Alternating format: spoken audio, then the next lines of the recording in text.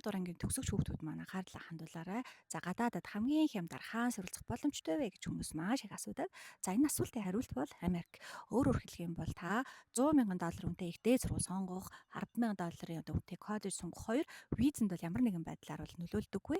Харин та ярилцлагандаа маш сайн бэлтгэхдээ анхаараарай гэж танд зөвлөнө. За яг энэ аргыг бол Австрали бол хэрэглэж болохгүй. Өөрөөр хэлэх юм бол Австрали руу хямдхан сургууль сонгоод виза мэдүүлэх юм бол татгал зах үндэслэл бол болдог.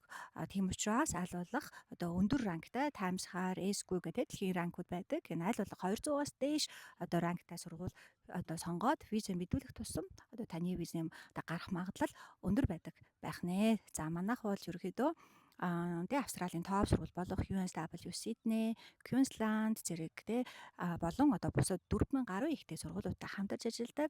За нийт 10,000 гаруй амжилттай аялал болон сургалтын амжилттай гаргасан туршлагатай ийм байгууллага байгаа. Ингээд төгсөгч 12 дугаар ангийн хүүхдүүд та бүхнийгээ урьж байна.